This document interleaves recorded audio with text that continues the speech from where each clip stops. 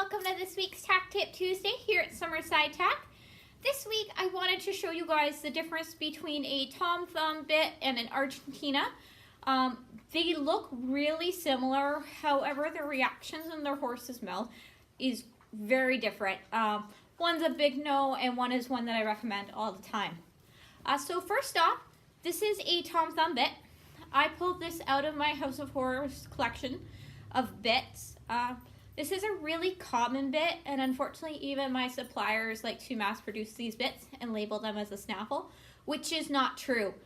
You can flash back to our first Tack Tip Tuesday where I talk about the difference between a snaffle and a leverage bit, and this one is a leverage bit.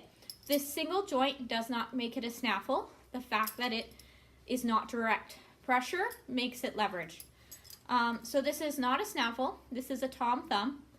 And due to the very straight shanks of this bit, there is a very immediate reaction when the rider uses their reins. That means the horse has no pre-signal and it's very abrupt. The single joint in the bit too, it's not my favorite for leverage bits because I find it doesn't have a very great balance. You can see how it kind of folds and it gets really wonky. They're also really prone to nutcrackering when they're made like that. So they'll go up into the roof of the horse's palate, and not a very comfortable, very abrupt, not a great bit. I really don't recommend using a Tom Thumb. However, in comparison, this is an Argentina. So again, this one is not a snaffle.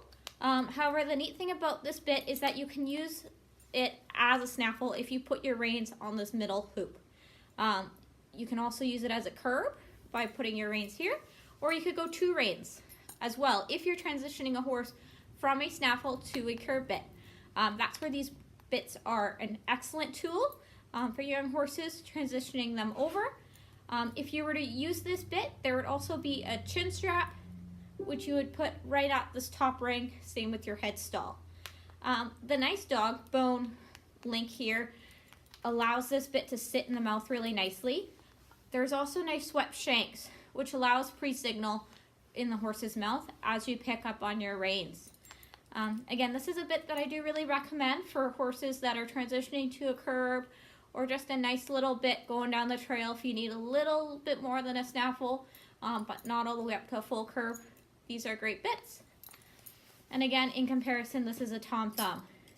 So Tom Thumbs have the straight shanks with no pre-signal and tend to really fold and nutcracker on the horse's mouth, compared to the Argentina, which lies with a little bit better balance with a nice curve to them and the ability to use two reins if you want to.